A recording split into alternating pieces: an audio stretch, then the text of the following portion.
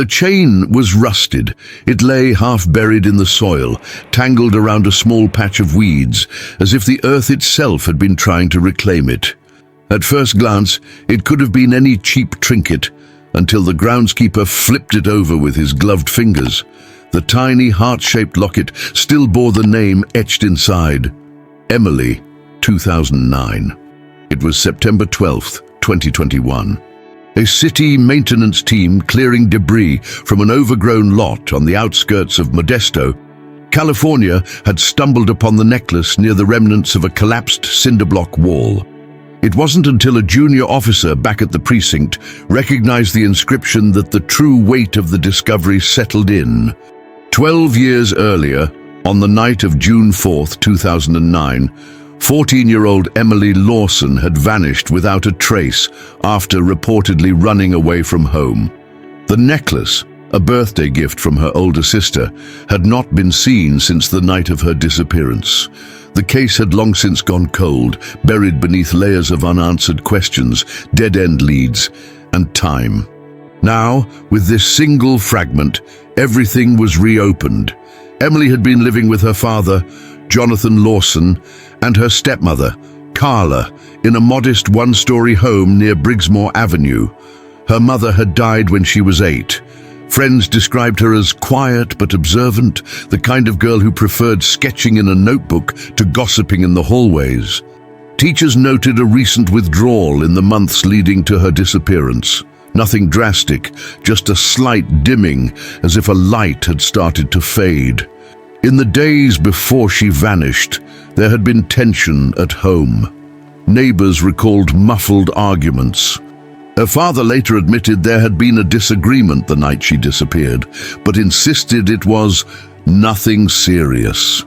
She had left the house around 10:30 p.m., he claimed, after a heated discussion about her phone usage and grades. She didn't take a bag, nor extra clothes. Only her phone, which would ping one final time near the East Modesto industrial zone before going silent forever. By the following morning, the family reported her missing. Flyers went up across Stanislaus County. Tips poured in, sightings in Stockton, a girl matching her description at a rest stop near Fresno, an anonymous call suggesting she had hitched a ride north, but none could be verified. Her phone remained inactive. Surveillance footage from a Shell gas station 3 blocks from her home captured a blurred figure at 10:46 p.m., possibly female, wearing a hoodie and jeans, walking east. It was never confirmed to be Emily. The Modesto Police Department's initial investigation was methodical, canvassing, phone records, school interviews, psychological profiles.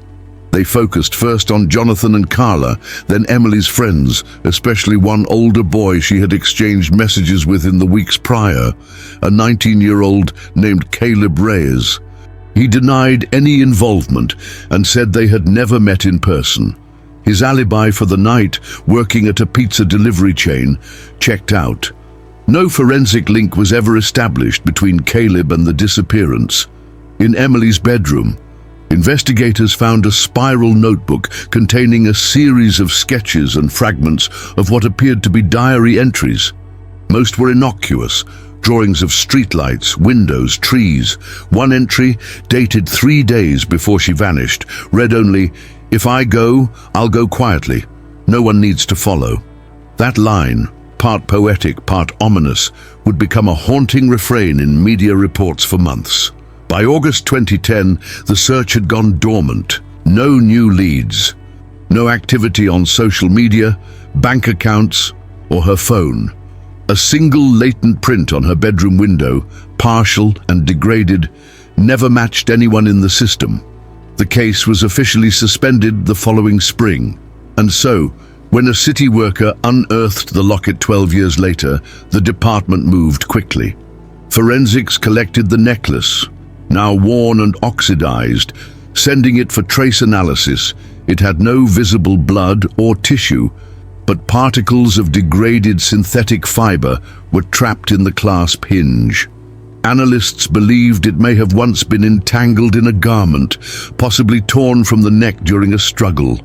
The lot itself was on the edge of an area once slated for warehouse expansion, but abandoned after zoning disputes. Satellite imagery from 2009 through 2012 showed nothing unusual. No vehicles, no construction, no signs of habitation. But just 100 yards south of where the locket was found, a storm drain ran beneath the lot, partially hidden by a rusted grate. It was welded shut in 2010. City records showed it had been sealed due to flooding issues. Investigators, now under the revived task force, requested permission to reopen it. Inside, what they found was unsettling. Torn denim fabric, a child-sized sneaker, a piece of cracked phone casing, model consistent with the Samsung slider Emily had owned in 2009. It had long since corroded, but investigators recovered the internal SD card, which had miraculously retained some data. Among the fragments recovered was a blurry, time-stamped video, 23 seconds long. The image showed a dim corridor, lit by a phone screen. A figure, female, whispering, "If someone finds this, I'm okay, I'm okay." Then the video cut out. The file had been modified on June 5, 2009, just 14 hours after Emily had last been seen. Authorities were cautious. The face was partially obscured, the voice distorted by static, but the timestamp and phone model aligned. And most damning, the location data embedded in the metadata placed it within a quarter mile of the storm drain. In light of the evidence, Modesto PD announced a full reopening of the Emily Lawson case. They began re-interviewing former persons of interest, including Caleb Reyes, now 31, who had since moved to Oregon. Though still cooperative, he admitted they had spoken more often than originally stated. Records confirmed several late-night phone calls, but no meetings were ever documented. Her father, Jonathan, now in his late 50s, had remarried and relocated to Nevada. He expressed support for the renewed investigation, though some of his original testimony, specifically about the timeline of when he last saw Emily, began to show minor inconsistencies under renewed scrutiny. 12 years on, Emily's locket had opened more than a rusted drain. It had reopened everything. The video recovered from the corroded SD card was sent to the FBI's Digital Forensics Unit in Quantico. Their report, released 10 days later, provided a layered reconstruction of what was once assumed to be lost forever. The voice in the video, though degraded, carried enough frequency overlap with Emily Lawson's voice from archived voicemails to be deemed consistent with high probability. The blurred surroundings were enhanced, frame by frame, revealing damp concrete and a grate-like pattern overhead, all consistent with the storm drain's interior. But the most troubling element wasn't visual, it was auditory. Near the end of the clip, a faint second voice could be heard, male, low-pitched, unintelligible but unmistakably present. It wasn't just Emily, she hadn't been alone. With that revelation, investigators returned to the original 2009 case files and began reconstructing a timeline, not of Emily's disappearance, but of every action taken, missed, or misunderstood in the days that followed. At the time, there had been no signs of forced entry at the Lawson residence. Emily's bedroom window was slightly ajar, but the screen was intact, leading detectives to believe she had left willingly. Her phone last pinged at 11:12 p.m. along the industrial strip near River Road, an area known for vacant warehouses and trucking yards. No security footage was found from that location back then. But in re-examining archived city utility files, an officer uncovered something overlooked. A waste disposal company had operated a mobile security unit on the far west end of that zone, equipped with analog tape cameras.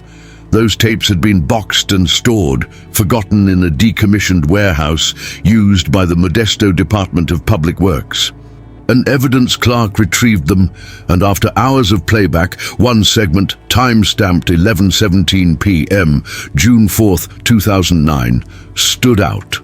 The footage showed a figure crossing a gravel lot near an old trailer unit. A young girl, hood up, head down, moving fast. 14 years old, wearing jeans and a hoodie. She matched Emily's known height and build.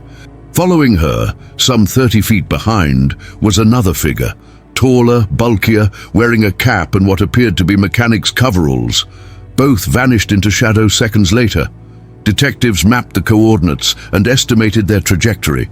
It aligned with a route that would have led directly toward the now defunct storm drain system, sealed 9 months later due to flooding issues and never reopened. Back then, no one had considered those tunnels part of the search perimeter. As the case deepened, discrepancies in earlier witness accounts began surfacing. One neighbor, Sherry Morris, had claimed in 2009 to have seen Emily walking east with a backpack around 10:40 p.m. But under renewed questioning, she admitted she had never clearly seen the girl's face, only a small figure in a hoodie. Sherry's ex-husband, a former auto mechanic, had worked part-time doing night shifts for a warehouse not far from the sighting. His name, Mark Delaney. Delaney had been questioned briefly in 2009 but provided an alibi that he had been home, asleep, corroborated by Sherry at the time.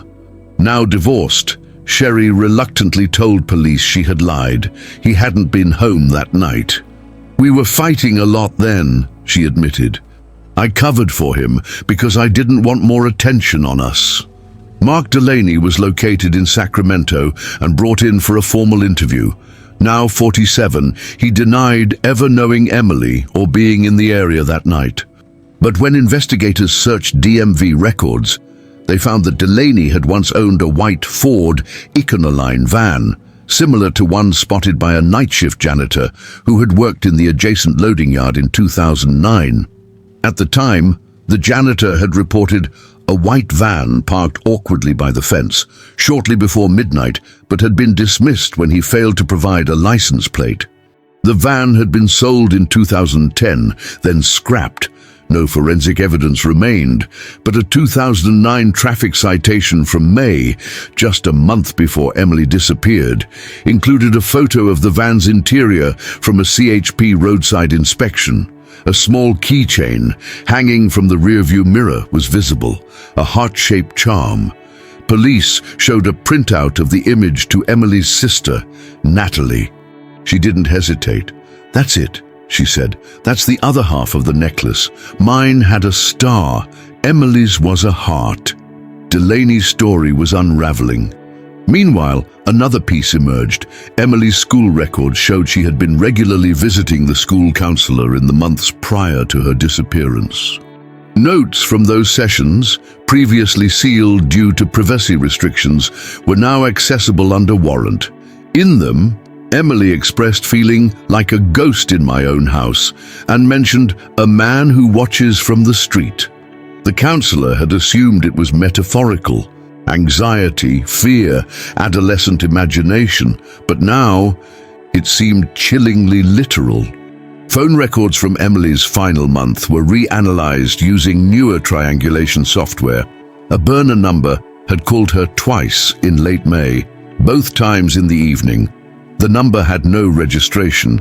However, a tower dump revealed that the device had pinged near the River Road industrial zone on multiple nights, including June 4th. The cell was never used again. Then came another twist. A partial DNA profile, obtained from the clasp of the locket, matched the mitochondrial DNA of a female known to local authorities, Carla Lawson, Emily's stepmother. The result was not a match for identification, but it was enough to establish close maternal relation. The twist: Carla had long claimed she had no biological children of her own. Why then did her DNA partially match material found on the locket? Was it transfer contamination from Emily's personal belongings over the years, or was there something else? Detectives now faced two converging timelines: Emily's last known movements and the quiet undercurrents of tension inside the Lawson household, and still, the most pivotal questions remained unanswered. Where had Emily gone, and who had gone with her? By October 2021, the discovery of Emily Lawson's necklace and the subsequent evidence recovery had reignited national interest. What had once been a quiet Modesto cold case now drew headlines from Sacramento to San Diego. News crews stationed outside the Modesto Police Department fed daily updates to viewers hungry for resolution. For the Lawson family, what remained of it, the renewed attention brought a painful resurgence of scrutiny. Investigators, now operating under a joint task force, turned their attention to the immediate days before Emily's disappearance. Her social media accounts, long dormant, were fully scraped again using modern tools. Among mostly benign interactions, a private message stood out, a short, encrypted note from an account with no profile image, and a username consisting of randomized letters and numbers. The message, sent on June 3, 2009, simply read, "Tomorrow, same time. Come alone." The account had been deactivated shortly afterward and traced to a public Wi-Fi access point, a bus terminal located just 2 blocks from Emily's school. That same week, new information surfaced. A demolition crew working near an abandoned factory site, about a quarter-mile from where the locket was found, uncovered a sealed crawl space beneath the old brick foundation. The site had once been a maintenance garage, but had been decommissioned in 2011 due to structural instability. When inspectors pried open the access hatch, they found a narrow compartment filled with debris, crumbling insulation, rusted tools, broken crates, and something else. Wrapped in layers of plastic was a faded green canvas backpack. Inside, a sketchbook half filled with pencil drawings, street corners, alleyways, and one page that showed a crude map leading from a street labeled Elm to a square marked with an X.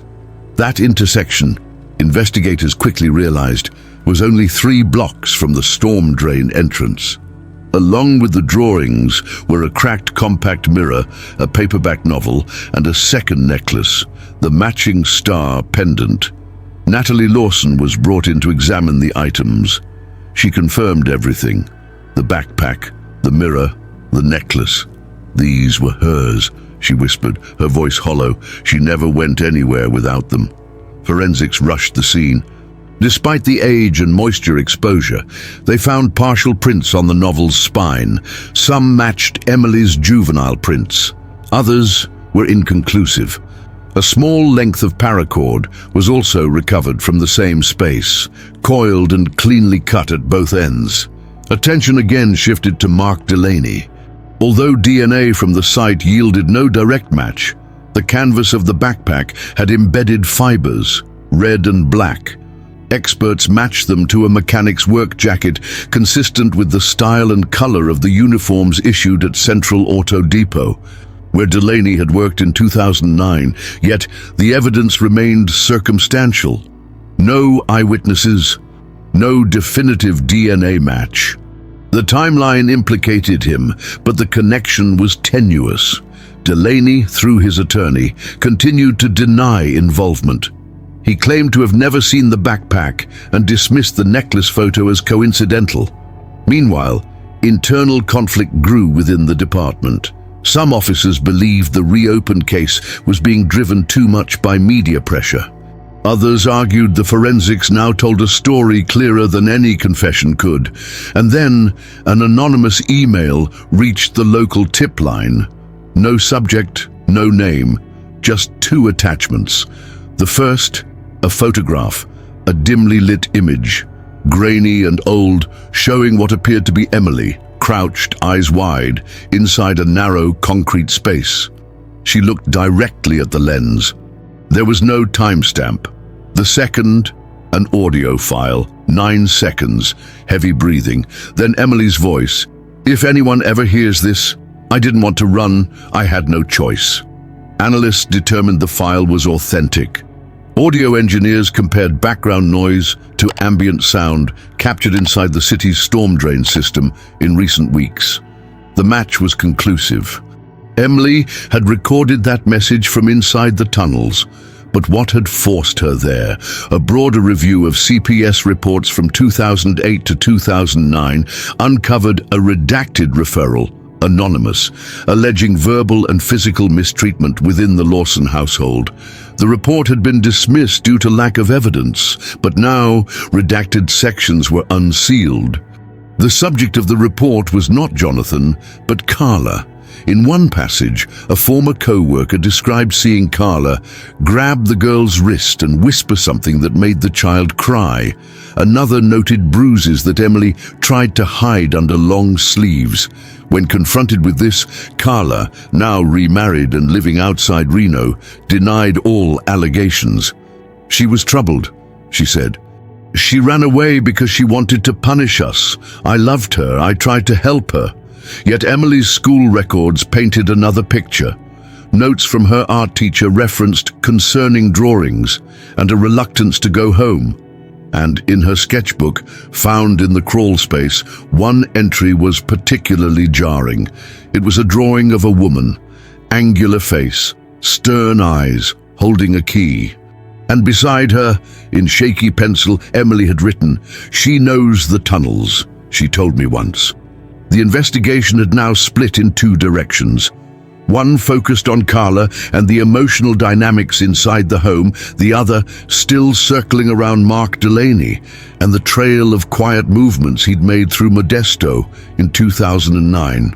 But as the final weeks of autumn arrived, a third possibility began to emerge.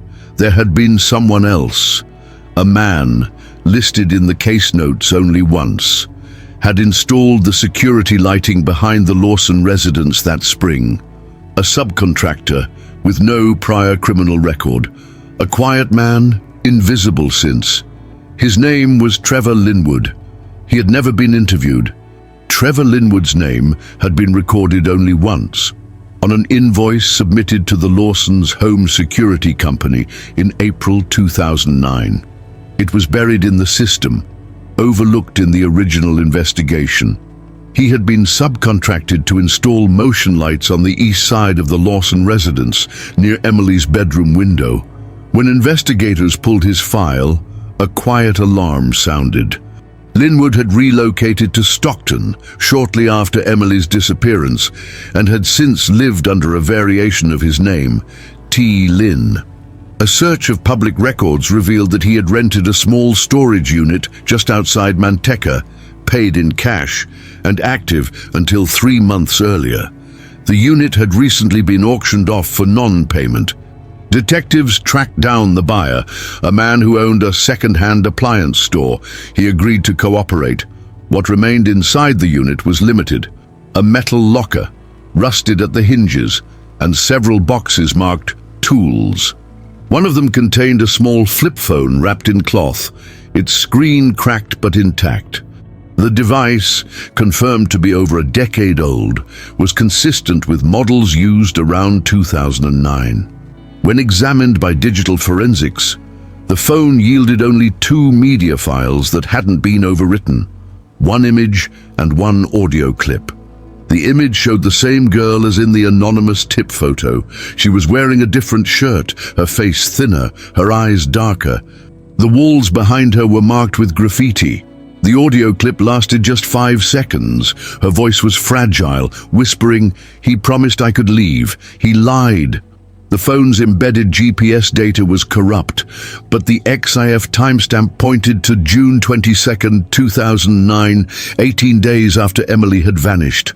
Until that moment, no one had considered the possibility that she had survived that long. Trevor Linwood was declared a person of interest, but locating him proved difficult.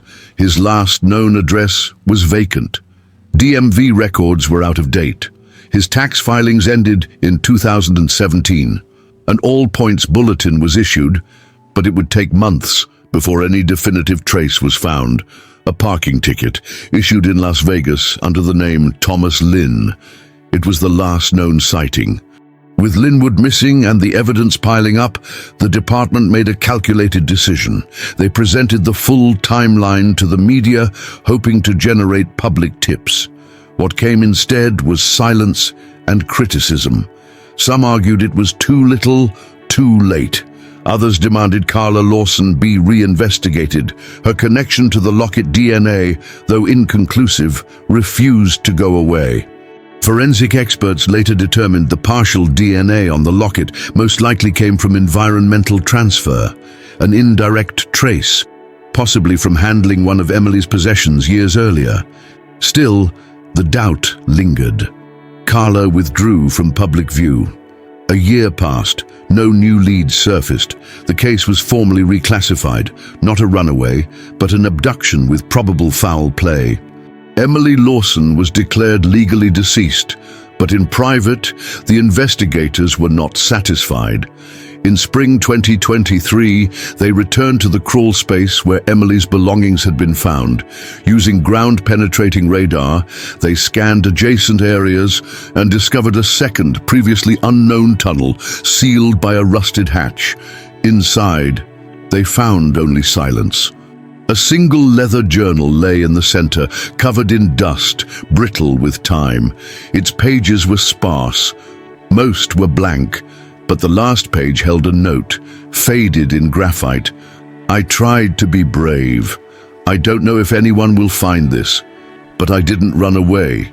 I waited." The handwriting matched samples confirmed to be Emily's. 12 years after her disappearance, the investigation had traced nearly every movement, every shadow, every silent choice she made. The locket, the storm drain, the crawl space, the backpack, the whisper in the dark. Each fragment had revealed part of a truth no one was ready to accept. Yet questions remained. Why hadn't Trevor Linwood been investigated from the beginning? Did Emily escape and return only to vanish again? Had someone helped her or betrayed her? No one could say for certain. The storm drain was silent, the phone was silent, the girl was gone.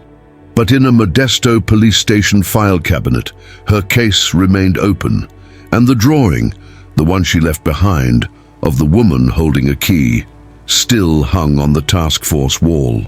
Marked in red ink beside it, a single word: why?